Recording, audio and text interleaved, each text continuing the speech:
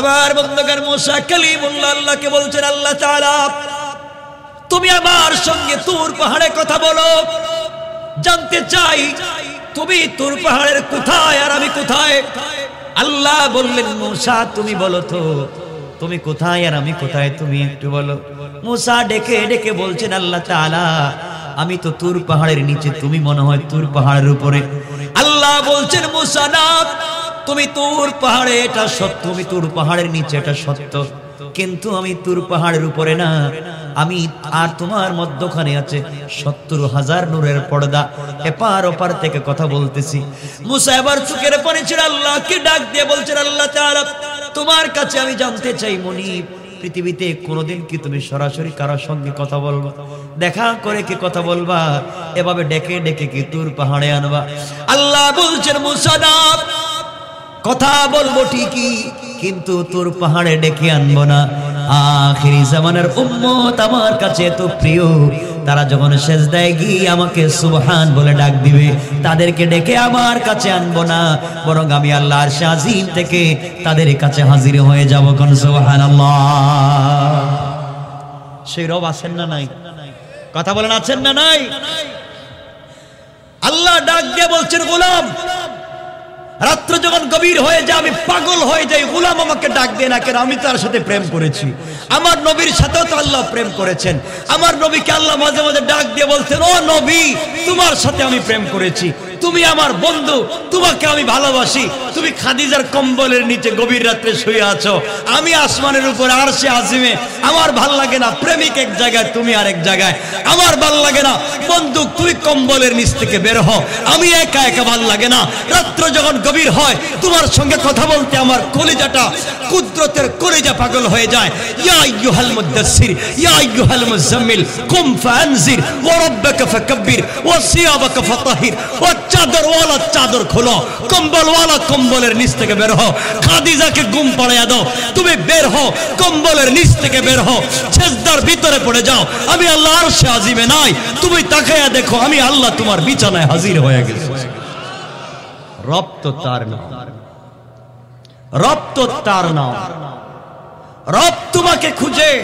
আল্লাহ বলছেন, গোলাম গোলাম যখন দুনিয়াটা ভেঙে দিতে আমি আল্লাহ চাই, আল্লাহর কাছে এই জমিন বলে, আল্লাহ এই জমিনের নাফরমান গোলাম তোমার হাত দিয়ে বানাইছো, সুদ খায়, ঘুষ খায়, ফেন্সিডিলের ব্যবসা করে, ইয়াবা খায়, নেশা করে, আরেকজনের জমি দখল করে, আল্লাহ নিমক হারাম, ওকে ধ্বংস করে দেই।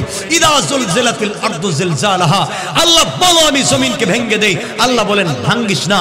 আসমান বলে ইদা সামাউন শাক্কাত, নাফরমানদের উপরে আসমানকে ভেঙে দেই, আল্লাহ বলে ভাঙ্গিস না।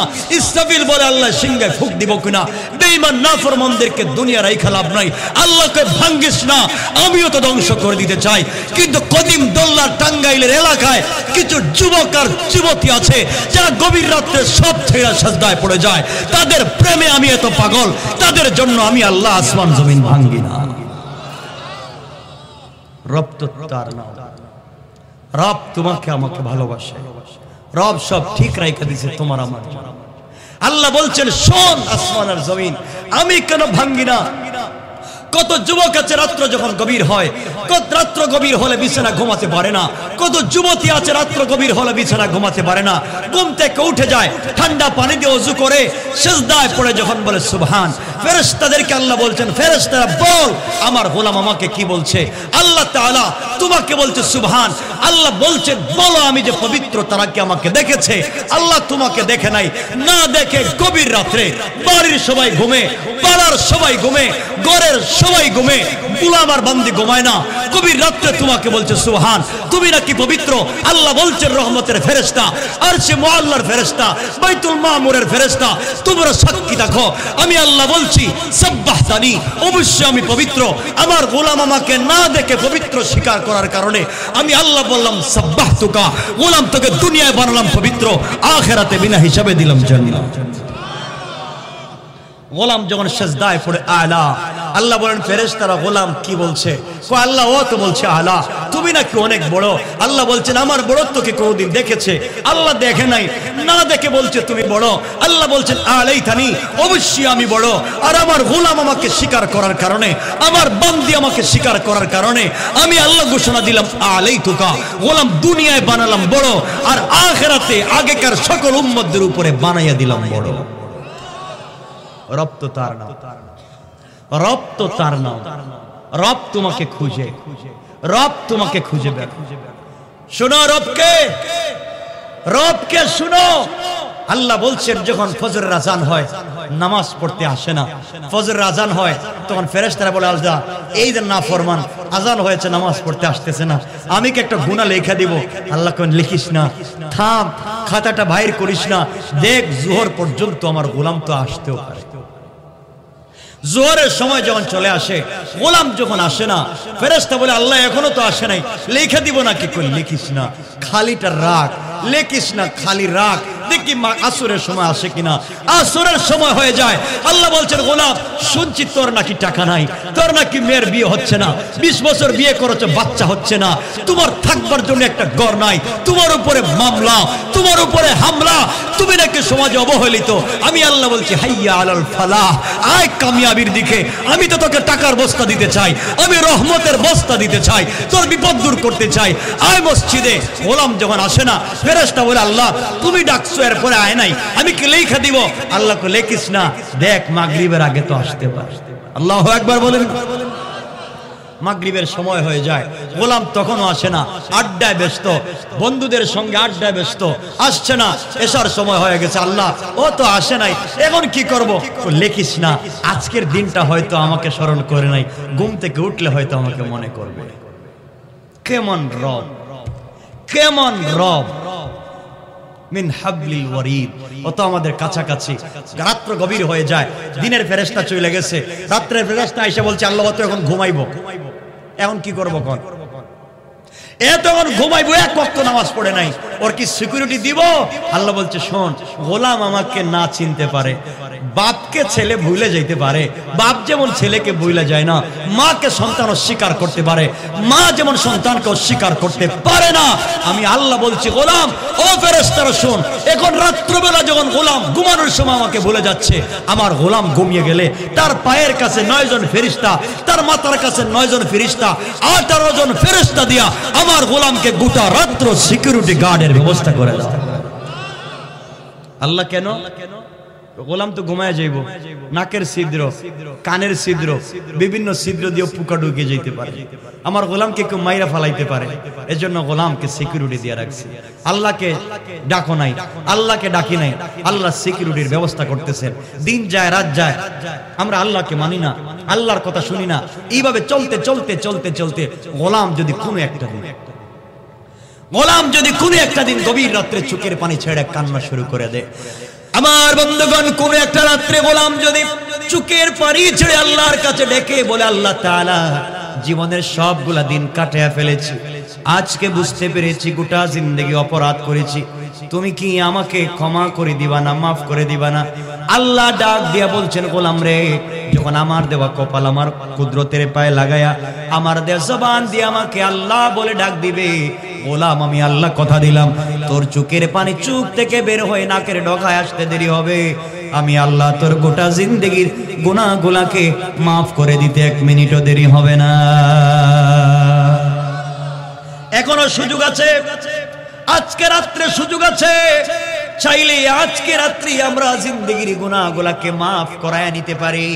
আল্লাহ এইভাবে সব সময় আমাদের গুনার খাতাকে খালি রেখে দেন।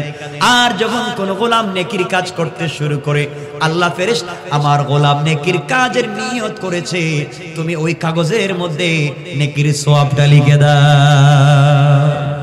শুধু নিয়ত করছে, লিখে দাও। এজন্য আজকে আমরা নিয়ত করতে পারি আজকের ফজর থেকে 5 ওয়াক্ত নামাজ পড়ব। বলেন না ইনশাআল্লাহ? হাত উঠে কি বলবেন? আল্লাহ যেন কবুল করেন। নামাজ পড়তে কি লস হয়, অসুবিধা হয়? কিন্তু আপনারা তো মসজিদে নামাজ পড়েন চেয়ারে বসে, চেয়ার ছাড়া নামাজ পড়তে পারেন না। মুরব্বী মানুষ তো, এলাকার নেতা, আবার নিচে বসলে কেমন কেমন লাগে। এজন্য চেয়ারে বসে থাকে। আসেনি আপনাদের এলাকায় মসজিদের চেয়ার? কে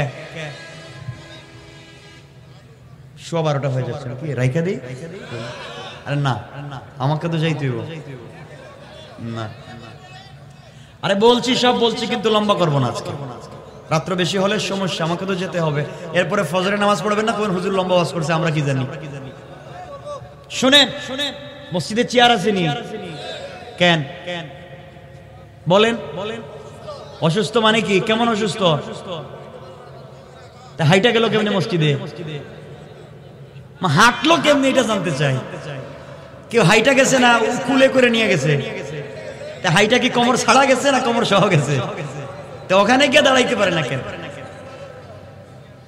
ওখানে গিয়ে দাঁড়াতে পারে না কেন?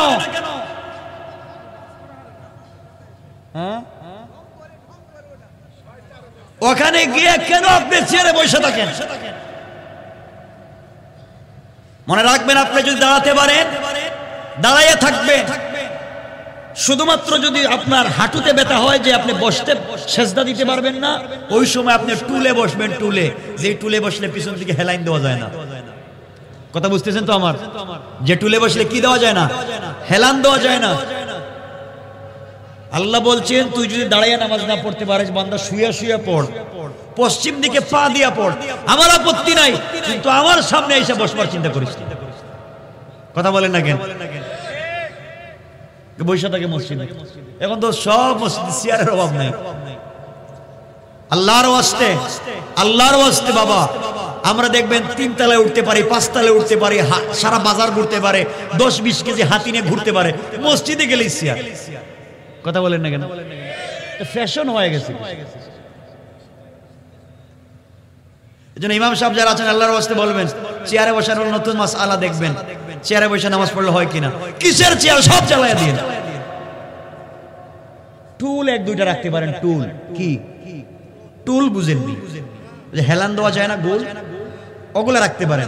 কারো যদি বিশেষ অসুবিধা হয়, জাস্ট টুলে বসবে, শুধুমাত্র সেজদার রুকু দেওয়ার সময় যখন ইমাম সাহেব দাঁড়াবে, তখন তিনিও টুল ছেড়ে দাঁড়াবেন। কথা বুঝছেন তো আমার? যিনি দাঁড়াতে পারেন তিনি বসে নামাজ পড়লে হবে না, যিনি বসে নামাজ পড়তে পারেন তিনি শুয়ে নামাজ পড়লে হবে না। এই ওয়াজ তো জানেন আপনারা।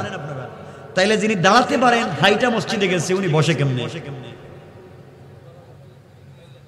পরিষ্কার তো? যিনি দাঁড়াতে পারেন তিনি বসলে হবে না, যিনি বসতে পারেন তিনি শুইলে হবে না। আল্লাহ যেন কবুল করেন। সবাই বলেন আমিন। অনেক যুবকেরা মসজিদে গিয়ে নামাজ পড়ো, দেখছি প্যান্ট আর টি শার্ট কোমরের মধ্যখান দিয়ে বাইরে যেতেছে। কথা বলেন না কেন? এগুলা কি আছে? দেখবেন টি শার্ট পিঠের উপরে আর প্যান্ট কোমরের নিচ দিয়ে মোটামুটি যাইতে আছে। ও নামাজই পড়তেছে, ও নিজেই জানে না প্যান্ট পরছে না পরছে না। আমি জানতে চাই, নাবির নিচে যদি প্যান্ট চইলা যায়, নাবির নিচে যদি লুঙ্গি চইলা যায়, তাইলে কি ওযু থাকে? কথা বলেন। নামাজ তো নাই। আরে সতর কতটুকু? হাঁটু থেকে নাভি পর্যন্ত না? তো এটাই নাই, আপনার ওযু কই থাকলো? নামাজই তো যাবে ওযুও যাবে। নামাজ তো যাবে ওযুও যাবে। এটা কেমনে বুঝাইবেন? যেটা ভালো করে দেখবেন কোমর আপনার বাইরে হইতেছে কিনা। অনেকে দেখবেন সেজদায় গেলে, এই মাসআলাগুলো বলতেছি, সেজদায় গেলে দেখবেন বৃদ্ধাঙ্গুলির ডান পায়ের বৃদ্ধাঙ্গুলিটা কমপক্ষে লাগায় রাখবেন জমিনের সাথে। কেউ তো দুনু পা কান্দে উঠায় দেয় পিছন দিকে। কথা কন না কেন? তো আপনার নামাজ হবে কে কইছে? নামাজ ফাসিদ হওয়ার কারণ দেখেন কয়টা আছে। ফাসিদ মানে কি জানেননি? বাতিল না। বাতিল মানে ভুল হয়ে গেছে। ফাসিদ মানে অপরাধী। ফাসিদ মানে কি? অপরাধী। আপনি শাস্তি পাইবেন, তওবা করবেন। কেন এটা করলেন? এজন্য এগুলা করবেন ইনশাআল্লাহ। এরপরে সামনের কাতার খালি, পিছনের কাতারে মানুষ দাঁড়ায় আছে। সবাই কয় সামনে যান, এ যায় না। যান আপনি একটু সামনে যান, কিন্তু নিজে যায় না। এজন্য আল্লাহর ওয়াস্তে আমরা সামনের সব পুরা করব, ঠিক মতো নামাজ পড়ব ইনশাআল্লাহ। বলেন যুবকেরা, বলো ইনশাআল্লাহ। নামাজ পড়বো তো ঠিক মতো? 5 ওয়াক্ত না জানাজায় না 5 ওয়াক্ত? ঈদের নামাজে না 5 ওয়াক্ত? যা আছে তা নিয়ে আপনি নামাজ পড়বেন। দেখেন যুবকদেরকে বলছে, শোনো, ভুলে তুমি মদ খেয়ে ফেলেছো, মদের বোতল হাতে, আজান হয়েছে, মদের বোতল রাইখা দৌড়, জাগাত নামাজ পড়ো। ভুলে তুমি গাঁজা খায় ফেলাইছো, আজানের টাইম হয়েছে, গাঁজা রাইকা দাও, নামাজ পড়ো। ভুলে তুমি সিনেমা হলে গিয়েছো, নামাজের টাইম হয়েছে, ডাইরেক্ট নামাজ পড়ো। জিনা করে ফেলেছো, জিনা, নামাজের টাইম হয়েছে, পরিষ্কার হয়ে নামাজ পড়ো। এক কথায় যখনই আজান হবে যে অবস্থায় থাকেন নামাজ পড়বেন। ইন্নাস সালাতা তানহা আনিল ফাহশাই ওয়াল মুনকার, এই সালাতই একদিন আপনাকে অশ্লীলতা থেকে বাঁচাইয়া নিয়ে আসে ইনশাআল্লাহ বলেন। কিন্তু আমাদের যুবকরা, আমাদের মুরব্বীরা কি করে, আজান যখন হয় তখন সিগারেটটা জ্বালায় আর মসজিদের সম্বন্ধে যাইতেছে, জি ভাই আজান হয়েছে একটু মসজিদে আসেন, আমার পেন্টে অসুবিধা আছে। তোমার পেন্টে কি টয়লেট লাগাই রাখছো, প্রস্রাব করে দিছো? নামাজের সময় ভাগে কে? কথা কয় না, আওয়াজ করে বলেন আমরা কি, আমরা শয়তান? দেখেন নামাজের সময় যদি ভাগেন তাহলে খবর আছে এখন, যেন আল্লাহর ওয়াস্তে ভাই নামাজ পড়বো তো ইনশাআল্লাহ, পরিবারে গিয়ে বউরে সালাম দিব তো ইনশাআল্লাহ, আর মারে কি সালাম, মারেও সালাম দিব, বাবারেও সালাম দিব, বউরেও সালাম দিব ইনশাআল্লাহ বলেন। মায়েরাও স্বামীদেরকে সালাম দিবেন, ঠিক আছে তো? কিন্তু আজকালকে বউ পূর্ব দিকে মুখ দিয়ে ঘুমায়, স্বামী পশ্চিম দিকে, মানে দুইজন দুই এলাকায় বসবাস করে, কাছাকাছি কি ঘুমায় না। এটা আসেনি সমাজে, কেন? কেন? আল্লাহর ওয়াস্তে এগুলো করবেন না। স্বামী স্ত্রী মহব্বত তৈরি করবেন, বাচ্চাদের প্রতি মহব্বত তৈরি করবেন। আজকে বাচ্চাদের প্রতি মহব্বত নাই, স্বামী স্ত্রীর প্রতি মহব্বত নাই। স্বামী যদি সারাদিন কষ্ট করে বাসায় গিয়ে বলে আমাকে এক কাপ রং চা দেয়, I am sorry, don't disturb, আমি একটু সিরিয়াল দেখতেছি, আপনি এই বল্টুর দোকান থেকে চা খাই আসে, এই তো এগুলা যেন না চলে। আমরা পারবো তো ইনশাআল্লাহ ভাই? আমাকে বলেন কি পারবো? পরিবারকে সুন্দর করতে হবে। পরিবারকে সুন্দর করার অনেকগুলো কারণ আছে, এগুলো বলবার মতো আমার সময় নেই, যেহেতু লম্বা আলোচনা হয়ে যাচ্ছে। আমার বন্ধুগণ ভালো করে শুনবেন, মহিলারা খারাপ হয় কয়েকটা কারণে। এর মধ্যে একটা হচ্ছে সবথেকে বেশি মহিলারা মানুষের প্রতি কি করে? কথা বলেন না, কি করে? কথা বলেন না কেন? না শুকরি করে। কি করে? স্বামীর না শুকরি, স্বামীর শুকরিয়া আদায় করে এমন স্ত্রী খুব কম আছে। কথা বলেন না কেন? আপনি সারা জিন্দেগি ঠিক মতো খাওয়ান, ভালো শাড়ি দেন, যদি একদিন বলছে আমার জন্য একটা হাই হিল জুতা নিয়ে আসবেন, আপনি আনতে পারলেন না, আপনার করে 30 বছর থেকে থাকলাম মিয়া, জিন্দেগিতে 1.5 টাকা দিয়ে কিছু দিছেন আমারে? বলবে না? বলেনি, দোষ আপনার, আপনি তাকে দিন বুঝাতে পারেন নাই। এজন্য আমরা একে অপরকে দিন বুঝাবো ইনশাআল্লাহ বলে, আমরা একে অপরকে দিন বুঝাবো তো ইনশাআল্লাহ। আল্লাহ আমাদের কবুল করুক। আমরা সামনের দিকে যে আলোচনা সংক্ষেপ করব। আমার মুসলমান বন্ধুগণ গভীর মনোযোগ। এই জন্য আল্লাহ রাব্বুল ইজ্জত ওয়াল জালাল বলেছেন দুনিয়ার জমিনে যারা আমি আল্লাহকে অভিভাবক মানবে, তারা যদি ভুলও করে ফেলে আমি অভিভাবক কথা দিলাম 1 লক্ষ বার গুনাহ করবার পরে অভিভাবকের কাছে যদি ক্ষমা চায়, আমি আল্লাহ তার জিন্দেগীর গুনাহগুলোকে maaf করে আমার কুদরতের কোলে উঠাইয়া নেই। কোন সুবহানাল্লাহ। আল্লাহকে যারা অভিভাবক মানে, আল্লাহ বলছেন দুনিয়ার জমিনে চলার পথে তাদের কোনো অস্ত্র লাগবে না। আল্লাহর পয়গম্বর একদিন মদিনার প্রান্তরে একটা গাছের গোড়ায় বসে বসে সাহাবায়ে কেরামদেরকে বলছেন, সাহাবীরা শোনো, ও সাহাবীরা শোনো, বিশ্বনবী ওয়াজ করতেছেন, নসিহত করতেছেন। একটা গাছের গোড়ায় বসে বসে বিশ্বনবী যখন ওয়াজ করতে লাগলেন, এমন সময়ে আল্লাহর রাসূল হঠাৎ করে কাঁদতে শুরু করলেন, চোখের পানি ছেড়ে দিলেন। সাহাবায়ে কেরাম জিজ্ঞেস করলেন, ইয়া রাসূলুল্লাহ, বিশেষ করে হযরত উসমান জিন্নুরাইন দাঁড়িয়ে গেলেন আর বললেন, ওগো আল্লাহর পয়গম্বর, এত সুন্দর একটা সময় আপনি চমৎকার করে কোরআনের কথাগুলো আপনি আমাদেরকে বুঝাইয়া দিচ্ছেন, দ্বীনের কথাগুলো বুঝাইয়া দিচ্ছেন, আমরা মন্ত্রমুগ্ধের মতো আপনার কথাগুলো শুনছিলাম, হঠাৎ করে আপনি চোখের পানি ছাড়লেন কেন? কাঁদতেছেন কেন? কি হয়েছে? আমার নবী ডাক দিয়ে বললেন, সাহাবীরা দুঃখের কথা কি বলবো, এই মুহূর্তে আমি চক্ষু বন্ধ করে দেখলাম এই মক্কা এবং মদিনার সবথেকে বড় লিডার, সবথেকে বড় গাদ্দার, সবথেকে বড় যুদ্ধবাজ, যার নাম হচ্ছে আমর। আমর নামে একজন বড় যুদ্ধবাজ, মহাপয়লওয়ান, মহাবীর, এই মুহূর্তে কাবার গিলাফ ধরে সে শপথ করেছে যতক্ষণ পর্যন্ত ইসলামের নবী ইসলাম ধর্মের নবী মুহাম্মদ ইবনে আব্দুল্লাহকে যতক্ষণ পর্যন্ত হত্যা না করবে ততক্ষণ পর্যন্ত সে পানীয় পান করবে না, কোনো খাবার নিবে না। এই বলে সে শপথ করেছে। শপথ করে 5 থেকে 6,000 সৈন্য নিয়ে সে আমাকে হত্যা করবার জন্য আসতেছে।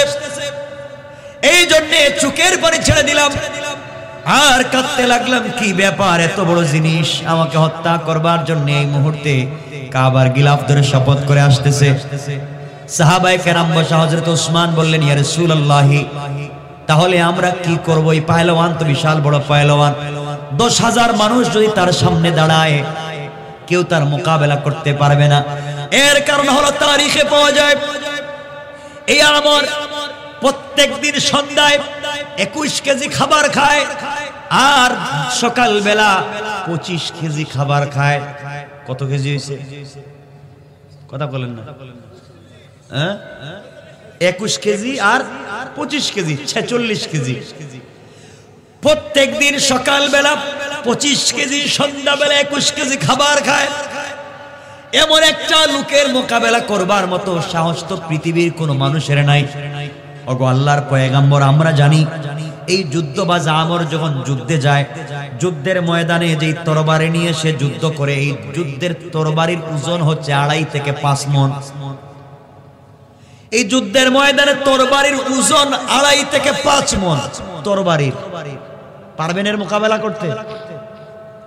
আল্লাহর পয়গম্বর যে প্রতিদিন 46 কেজি খাবার খায়, 2.5 থেকে 5 মণ ওজনের তরবারি দিয়ে যুদ্ধ করে, এর মোকাবেলা করবার মতো শক্তি তো আমাদের কারণেই। আল্লাহর পয়গম্বর, আমরা কি করব? নবীজি বললেন, পরামর্শ দাও। সবাই মিলে পরামর্শ করলেন, বদদুয়া করবেন, তার জন্য বদদুয়া করবেন। আল্লাহ, ও আমর যখন বের হবে তার পা যেন অবশ হয়ে যায়, হাত যেন অবশ হয়ে যায়, প্যারালাইসিস হয়ে যায়। আমি কি বুঝাতে চাই শুনবেন, প্যারালাইসিস যেন হয়ে যায় আর যেন যুদ্ধ করতে না পারে, ইসলামের মোকাবেলা করতে যেন না পারে। আল্লাহর পয়গম্বর বললেন, চলো সবাই হাত উঠাও, আমরা এই মুহূর্তে তার বিরুদ্ধে বদদুয়া করব। সবাই মিলে হাত উঠালেন, বিশ্ব নবী হাত উঠালেন। হাত উঠাই আল্লাহকে বলেন, আল্লাহ তাআলা, তুমি আমরের 2 হাতকে এতটুকুন বলছেন ধ্বংস করে দাও, বলেন নাই। এই পর্যন্ত পৌঁছে গেলেন, আল্লাহ জিবরিল আমিনকে পাঠিয়ে দিলেন, ও জিবরাইল যাও আমার বন্ধুর কাছে কোরআনের আয়াত নাযিল করো, ইয়া আইয়ুহান নাবিয়্যু হাদরিস। ওগো আল্লাহর পয়গম্বর, আয়াত নাযিল করে দিচ্ছি। আয়াত নাযিল হয়ে যাচ্ছে, ওগো নবী, কাফেররা মোকাবেলা করবে আর শপথ করবে, আর আপনি শুধু তাসবিহ হাতে নিয়ে দোয়া করবেন, এটা হবে না। বরং এই হাত শুধু দোয়া করার জন্য আমি আল্লাহ দেই নাই, এই হাত শুধু তাসবিহ টিপার জন্য আমি আল্লাহ দেই নাই, এই হাত দিয়েছি কাফেরদের মাঝে মাঝে মোকাবেলা করার জন্য কাজে লাগাতে হয়। কোন ঠিক কিনা? শুধুমাত্র দোয়া করতে থাকবেন, কাজ হবে না। এদিকে আমর তরবারি নিয়ে আসতেছে, মোকাবেলা করবে, আর আপনি হাত উঠে দোয়া করবেন, শুধু আর কাজ হয়ে যাবে, হবে না। পয়গম্বরে আরবি অবশ্যই মোকাবেলা করতে হবে, মোকাবেলা ছাড়া কাজ হবে না। কারণ শুধুমাত্র বোঝা গেল শুধুমাত্র খানকায় বসে দোয়া করলে হবে না, মসজিদে বসে দোয়া করলে হবে না। কাফের বেঈমানেরা, ইসলাম বিদ্বেষীরা যখন ইসলামের মোকাবেলা করবে, তখন আমরাও আমাদের সর্বশক্তি নিয়ে তাদের মোকাবেলার জন্য দাঁড়াতে হবে। কোন ঠিক কিনা? আমার বন্ধুগণ, বিশ্বনবী দাঁড়ায় গেলেন আর বলেন, সাহাবীদের মধ্যে কে আছো একটু দাঁড়াইয়া যাও, কে আছো আমরের মোকাবেলা করবে? বড় বড় সাহাবী যারা চিন্তা করে না হারে, সন্ধ্যাবেলা 21 কেজি খায়, সকালবেলা 25 কেজি খায়, এর মোকাবেলা কেমনে করা যায়? এত সিস্টেমই নাই। এর মধ্যে 2.5 থেকে 5 মণ ওজনের তরবারি কেমনে মোকাবেলা হবে? কেউ যখন কথা বলতেছেন না, রাসূল আবার বলেন, কে আছো আমরের মোকাবেলা করবা? আমর আমাকে হত্যা করবার আগে, আমাকে আঘাত করবার আগে তার মোকাবেলার জন্য যাবা। কেউ যখন দাঁড়ায় না, পিছনের সারি থেকে একজন তরুণ দাঁড়াইয়া গেলেন, যার বয়স 11 বছর, তার নাম হযরতে আলী। হযরতে আলী দাঁড়াইয়া বলেন, ইয়া রাসূলুল্লাহ, কেউ যখন দাঁড়াবে না, আমি আলী আমরকে হত্যা করার জন্য যথেষ্ট। কোন সুবহানাল্লাহ। আল্লাহ নবী বলেন ইজলিস, ওহ পিচ্চি মানুষ, তুমিও দাঁড়াইতেছো, ছোট কিছু বুঝো না, তুমিও যুদ্ধ করবা, এত বড় বড় মানুষ থাকতে তুমি দাঁড়ায় গেছো, বসো।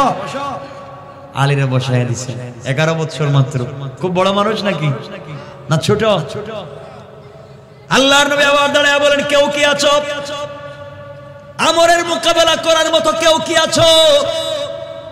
দীর্ঘক্ষণ বললেন কেউ, যখন দাঁড়ায় না আমার নবী আবার বললেন কেউ কি আছো? আবার আলী দাঁড়ালেন, নবীজি আবার বসায় দিলেন। 3 নাম্বার বার আবার নবীজি বলেন কেউ নাই নাকি আমরের মোকাবেলায়? এবার চোখের পানি ছেড়ে ছেড়ে আলী দাঁড়ায়া গেলেন। নবীজি বলেন আলী রে আয় আমার কাছে আয়। নবীজির কাছে আলী রাদিয়াল্লাহু তাআলা আনহু গেলেন। আমার নবী আলীকে জড়াইয়া ধরলেন। আলী বাচ্চা মানুষ, ফুফায়া ফুফায়া কাঁদতেছে। নবীজি বলছেন আলী কেন বারবার তুমি দাঁড়াচ্ছ, বলো তো কি হয়েছে?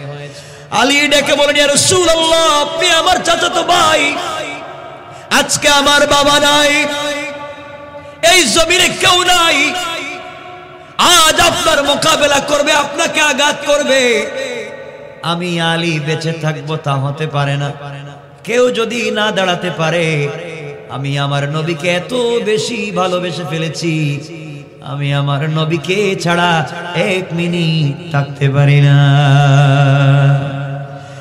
আল্লাহ জানায় দিলেন আল্লাহু ওয়ালিয়ুল্লাযীনা আমানু মিনাজ যুলুমাতি ইলান নূর। আল্লাহ রাব্বুল ইজ্জতুল জালাল জানায় দিলেন পয়গম্বর আলী তার অভিভাবক তো আমি। আলী রেডি হয়ে গেছে, যুদ্ধ করবে। ইয়া রাসূলুল্লাহ আপনি তাকে ফিরাইয়া দিয়েন না, কারণ আলী মুসলিম, তার অভিভাবক আমি, তাকে আপনি রেডি করেন। আলী দাঁড়ায়া গেলেন। নবীজি বলছেন আলী যুদ্ধ করার অস্ত্র আসেনি? হুজুর কিছুই তো নাই। তার সামনে 2.5 থেকে 5 মণ ওজনের তরবারি, মোকাবেলা করার মতো কিছু আছেনি? তিনি বললেন না ইয়া রাসূলুল্লাহ কিছুই নাই। নবীজি ওসমানকে বলেন ওসমান তোমার কাছে কি কোনো অস্ত্র আছে? ওসমান বলেন ইয়া রাসূলুল্লাহ আমার কাছে কোনো অস্ত্র নাই, কিন্তু বাড়িতে উট জবাই করার ছুরি আছে। কি জবাই করা? উট জবাই করার ছুরি মানে যে লেবু টেবু কাটে এমন সাইজের একটা ছুরি, বুঝেন নাই? একটু ছুটি উট জবাই করে যে ছুরি দিয়ে। আল্লাহর রাসূল বললেন তুমি নিয়ে আসো। হযরত ওসমান নিয়ে আসতে গেলেন। নবীজি সাল্লাল্লাহু আলাইহি ওয়াসাল্লাম হাতে নিলেন। হাতে নিয়ে দেখেন ওসমান যেই ছুরি নিয়ে আসছে তা 27 ইঞ্চি। কত ইঞ্চি? 27 ইঞ্চি কতটুকু লম্বা? 27 ইঞ্চি কতটুকু? হ্যাঁ 1.5 হাত। 27 ইঞ্চি লম্বা পাতলা একটা তরবারি নিয়ে আসছে। আমার নবীজি বললেন আলী এটা তোমার হাতে দিয়ে দিলাম, তুমি নিয়ে যাও। আমার বিশ্বাস আল্লাহ যেহেতু অভিভাবক হয়েছেন, তুমি আমরের মোকাবেলা করে দিনকে বিজয় করতে পারবে। কোন সুবহানাল্লাহ। হযরত আলী দৌড় দিলেন, সামনের দিকে দৌড়ায়। আলীকে বিশ্বনবী বলছেন আলী দাঁড়াও, আমার কথা শুনো। আলী দাঁড়িয়ে গেলেন। নবীজি বলছেন আলী দৌড়াও কেন? আলী বলছেন ইয়া রাসূলুল্লাহ তরবারি আপনি হাতে দিয়েছেন, আল্লাহ অভিভাবক হয়েছেন, আপনি দোয়া করেছেন। আমার বিশ্বাস যত আগে খিদমত করতে পারবো তত আগে আল্লাহ খুশি হয়ে যাবেন। কোন সুবহানাল্লাহ।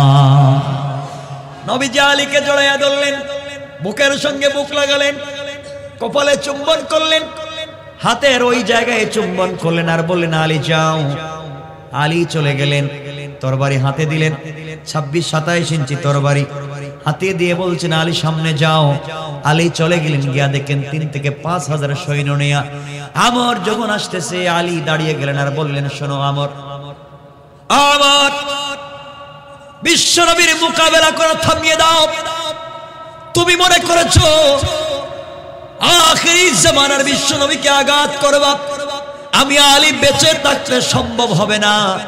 আলী ছোট মানুষ ছিলেন, খাটো মানুষ ছিলেন, বেটে মানুষ ছিলেন। আমর বলছে পিচ্চি মানুষ কে, তুমি এখান থেকে চলে যাও, এই জায়গায় দাঁড়িয়ে থাকবা না, নচেত তোমাকে যদি থাপ্পড় দেই তুমি বাঁচতে পারবা না, ওখান থেকে চলে যাও। আলী রাদিয়াল্লাহু তাআলা আনহু হাতের তরবারি নিয়ে তার সামনে গেলেন। কিছু দূর গিয়া মাটির মধ্যে একটা রেখা টানলেন, দাগ দিলেন। দাগ দিয়া তিনি দাগের মধ্যে ওখানে দাঁড়ালেন। তরবারি ঘুরালেন, তরবারি মুখের কাছে নিলেন, কি যেন পড়লেন, তরবারির মধ্যে 3 বার ফু দিলেন, তরবারির মধ্যে 3 বার ফু দিলেন, শরীরের মধ্যে 3 বার কি যেন পড়ে ফু দিলেন। আর রেখা টেনে ডাক দিয়ে বলেন, আমার তুই শোন, তুই যদি তোর বাবার ঘরের অরিজিনাল জন্মের হয়ে থাকিস, বাবার ঔরসে মায়ের গর্ভে এত বড় পাহলওয়ান যদি হয়ে থাকিস, তুই সাহস থাকলে আমি যে দাগ দিছি দাগের ভিতরে ঢুক, দেখবে দাগের ভিতরে ঢুকলে মাথা নিয়ে যাইতে পারবে না।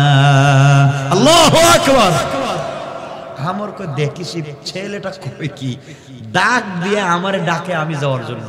সে গুড়ার পিঠে, হযরতে আলী নিচে, তাও তো খাটো মানুষ। আলী কত খাটো আপনারা জানেননি? জানেননি? আলী খাটো মানে এত খাটো, এটা বুঝাবো কেমনে? এটা তো বুঝানোর মতো জিনিস নেই। মানে ধরেন এই 2 আঙ্গুল লম্বা, এই আঙ্গুলটা ধরেন এতটুকু। মানে মাঝে মধ্যে হযরতে আলী, ওমর এবং আবু বকর একসাথে হাঁটতেন। আবু বকর ডাইন পার্শ্বে, ওমর বাম পার্শ্বে, আলী মধ্যখানে। ওমর বলতেন, লাউ কানা আলিফ ও লাম, যদি আমি আলিফ এবং লাম মানে লানা লিখতে আলিফ নুন, লাম আলিফ, লাম নুন আলিফ লাগে, তো তিনি বলতেন যদি আলিফ এবং লাম না থাকে, তুমি যে নুন, নুন মধ্যখানে কত বড় থাকে কত? লানা লিখতে লাম নুন আলিফ, নুন তো অনেক ছোট, ছোট না? তুমি যদি, আমরা যদি না থাকতাম আর তুমি যদি থাকতা, তোমার তো অস্তিত্বই থাকতো। এত ছোট ছিলেন হযরতে আলী, খাটো মানে হযরতে ফাতেমার চাইতে মোটামুটি 1 হাত অথবা 1 হাত থেকে 4-5 আঙ্গুল কম, এতটুকুন খাটো ছিলেন আলী। মানে ফাতেমা লম্বা ছিলেন, সুবহানাল্লাহ। এত খাটো। তো তিনি বলতেন যখন ওমর বলতেন আমরা যদি না থাকতাম তোমার অস্তিত্ব থাকতো না, আর আলী বলতেন লাউ কানা আলিফ ওয়া লাম, যদি আমি নুন, লাউ কানা নুন, আমি যদি নুন না থাকতাম, লাকানা লা, মানে তোমরা হয়ে যাইতা না। সুবহানাল্লাহ বললেন না? আমি যদি আলিফ এবং লামের মধ্যখানে নুন না থাকতাম, তোমাদের অস্তিত্বই থাকতো না। মানে এত খাটো থাকতেন তিনি। তো যাই হোক, আলী এই কথা বলছেন। এই কথা বলার পরে আমরের ভিতরে একটা ভয় ঢুকে গেছে। বলে কি? আমর তরবারি দিয়ে আঘাত করতে লাগলো, রাগে গুসায় আঘাত করতে লাগলো। আমরের প্রত্যেকটা আঘাত হযরতে আলী ফিরিয়ে দিতে লাগলেন। আমর যখন তরবারি দিয়ে আঘাত করে, এমন সময় আলী তাকায়া দেখেন এটা তরবারি না, এটা কাঠের টুকরা। আল্লাহু আকবার। চোখের সামনে দেখা যায় কাঠের টুকরা। আলীকে 3-4 বার আঘাত করবার পরে যখন কিছুই করতে পারলো না, লাস্টে আঘাত করলো, আলী ধরে ফেললেন। আলী কাঠের টুকরা মনে করে ধরে ফেললেন। তার চোখের সামনে মনে হলো কাঠের টুকরা, ধরে তার তরবারিটা শুধুমাত্র আমরের গলার কাছাকাছি লাগালেন। লাগাতে দেরি হয়েছে, আমরের শরীর থেকে মাথা আলাদা হয়ে যেতে 1 মিনিটও দেরি হয় না। এই অবস্থা দেখে সব কাফেররা দৌড়ে পালালো। আল্লাহর পয়গম্বরের কাছে এসে আমর বলছেন, ইয়া রাসূলুল্লাহ, আল্লাহর কসম করে বলছি আমি আমররে মারি নাই, আমি শুধু তরবারি ধরছি, শরীর থেকে মাথা আলাদা হয়ে গেছে। কি ব্যাপার বুঝলাম না। আমার নবী বলছেন, ও আলী, চিন্তা করো না, তোমার শক্তি দিয়ে কাজ করো নাই। কারণ যখন আল্লাহ অভিভাবক হয়ে যান, তখন হাতটা তোমার থাকে না, আল্লাহর হাতে পরিণত হয়ে যায়। সুতরাং আমরা যদি কাফিরদের মোকাবেলায়, অন্যায়কারী ইসলাম বিদ্বেষীদের মোকাবেলায় আমরাও যদি নেমে যাই, যুদ্ধের ময়দানে প্রতিবাদের জন্য নেমে যাই, শুধু আমরা থাকবো না, আমাদের সঙ্গে থাকবেন স্বয়ং আমাদের আল্লাহ। ঠিক কিনা বলেন? কিন্তু আজকে সে রবকে আমরা ভালো করে বুঝতেই পারি নাই, চিনতে পারি নাই। এজন্য আসুন, আমাদের অভিভাবক কে? কথা বলেন না কে? আর যারা আল্লাহকে চিনে না, তাদের অভিভাবক কে? কথা বলেন না কেন? শয়তান। সুতরাং আজকের থেকে আমরা আল্লাহর পথে চলবো তো ইনশাআল্লাহ। সুতরাং এই জমিনে, গোটা দুনিয়ার জমিনে যারা ইসলামের বিরুদ্ধাচরণ করবে, কোরআন সুন্নাহর বিরুদ্ধে কথা বলবে, সে যেই হোক না কেন, তওবা যদি না করে এই জমিনে থাকবার অধিকার তাদের কারো নাই। ঠিক কেন জোরে কর। আল্লাহ আমাদের সবাইকে কবুল করুন। সবাই বলেন আমিন।